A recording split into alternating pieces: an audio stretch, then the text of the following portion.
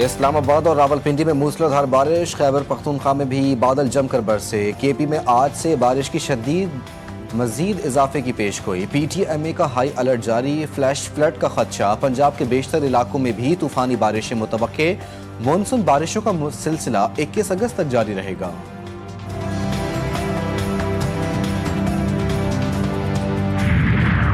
Cloud burst के बाद KP में सैलाबी रेले की बड़ी तबाही, राब्ता सड़कें कट गई, कई पुल बह गए, कई घरियां मलियामेट। मुल्क भर में बारिशों और सैलाब से जाँ बहक अफराद की तादाद 345 हो गई। बुनेर में सबसे ज्यादा 204 अमवात। पीर बाबा का 10 किलोमीटर इलाका मलियामेट, स्कूल भी तबाह। सूबाई हुकूमत के मुतासरा इलाकों की बहाली के लिए 3 अरब, लवाहिकीन के लिए 50 करोड़ रुपए जारी। विफाकी हुकूमत का मुतासरीन के लिए 20-20 लाख रुपए इमदाद का ऐलान। वजीर आला केपी कहते हैं जानी नुकसान का इजाला मुमकिन नहीं, माली नुकसान का 100% इजाला किया जाएगा।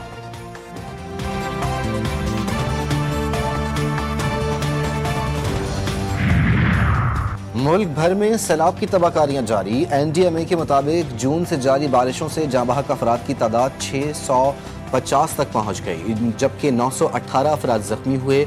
सबसे ज़्यादा अमवात खैबर पख्तूनख्वा में हुई, जहां जाँ बहक अफराद की तादाद 388 हो गई।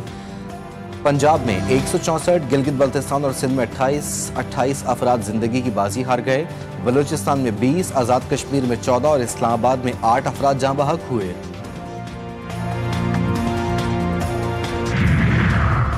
और कोहाट के इलाके रेगी शेनोखेल में नामालूम अफराद की फायरिंग से 7 अफराद जाँ बहक, 1 जख्मी। लाशों और जख्मियों को अस्पताल मुंतकिल कर दिया गया। तमाम अफराद का ताल्लुक कोहाट के इलाके खड़ा गढ़ई मोहम्मद जई से है। तांदा डैम में पिकनिक मनाने के बाद वापस आ रहे थे। अमरीका और भारत के दरमियान तिजारती तनाज़ा शिद्दत इख्तियार करने लगा। अमरीका ने भारत से अगस्त में तिजारती मुज़ाकरात मनसूख कर दिए। भारतीय मीडिया के मुताबिक अमरीकी तिजारती वफ़द ने 25 से 29 अगस्त का दौरा मनसूख कर दिया।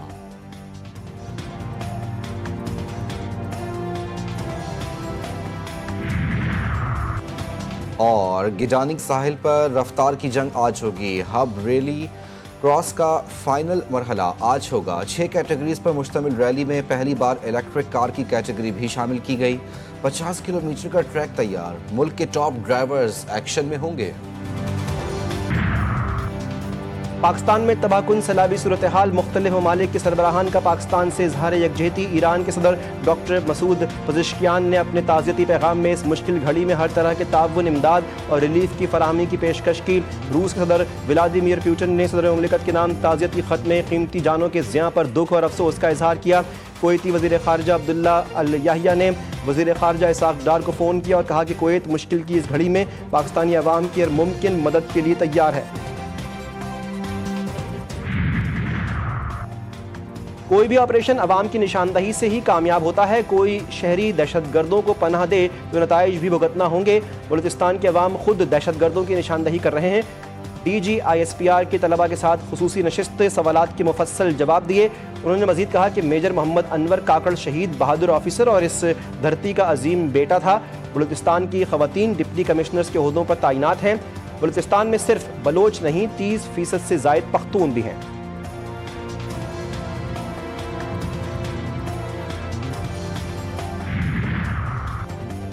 सरकार की अनोखी मंतक चीनी दरामद करने के लिए कम बोली की पेशकश मुस्तरद। महंगी पेशकश कबूल। 2 लाख मैट्रिक टन चीनी दरामद करने के लिए ट्रेडिंग कॉरपोरेशन ने मुस्तरद की जाने वाली दोनों कंपनियों के मुताल्लिक़ दस्तावेज़ात मुकम्मल ना होने का एतराज़ उठाया। लंदन की कंपनी ने 1 लाख मैट्रिक टन चीनी कराची बंदरगाह तक पहुंचाने के लिए $539 फी मैट्रिक टन और जर्मन कंपनी ने $555 फी मैट्रिक टन बोली लगाई। TCP ने दोनों बोलियां मुस्तरद करके स्विट्जरलैंड की कंपनी की $580.75 फी मैट्रिक टन की बोली मंजूर कर ली। अमरीकी सदर ट्रंप का रूसी हम मनसब पुतिन से मुलाकात के बाद यू टर्न। जंग बंदी के बजाय मजमूई अमन मुआहदे पर जोर। यूक्रेन सदर ज़ेलेंस्की को पीर को मुलाकात के लिए बुला लिया। कहा जंग को खत्म करने का बेहतरीन तरीका बराह रास्त अमन मुआहदा है। रूस बड़ी ताकत है, यूक्रेन नहीं, इसे जंग बंदी के खात्मे के मुआहदे पर इत्तेफाक करना होगा। यूरोपीय यूनियन को ट्रंप के मौक़िफ़ में तब्दीली पर तशवीश। यूरोपीय कमीशन की नायब सदर काजा कैलिस ने कहा तल्ख हकीकत यह है रूस का जंग को जल्द ख़त्म करने का कोई इरादा नहीं। गजा में इसराइली हमलों का सिलसिला तेज, मजीद 32 फलस्तीनी शहीद, 13 इमदाद के मुतलाशी भी शामिल। शोहदा की मजमूई तादाद 61,900 तक जा पहुंची। सह्यूनी फौज का जैतून का इलाका खाली करने का हुक्म, फाका कशी का शिकार मजीद 11 फलस्तीनी दम तोड़ गए। हमास की इसराइल के खिलाफ आलमी सतह पर एहतजाज की अपील। इसराइली वज़ीर-ए-आज़म नेतन्याहू ने जंग के खात्मे के लिए हमास को गैर मुसल्लह करना सबसे अहम उसूल करार दे दिया। और अनमोल और सदाबहार गीतों के खालिक तस्लीम फाजली को बिछड़े 43 बरस बीत गए। तस्लीम फाजली ने कम उम्री में ही शोहरत की बुलंदियों पर कदम रखा और सिर्फ 32 बरस की उम्र में मद्दाहों को उदास छोड़ गए। उनके सादा और आम फहम अंदाज में लिखे गए गीत आज भी दिल के तार छेड़ देते हैं।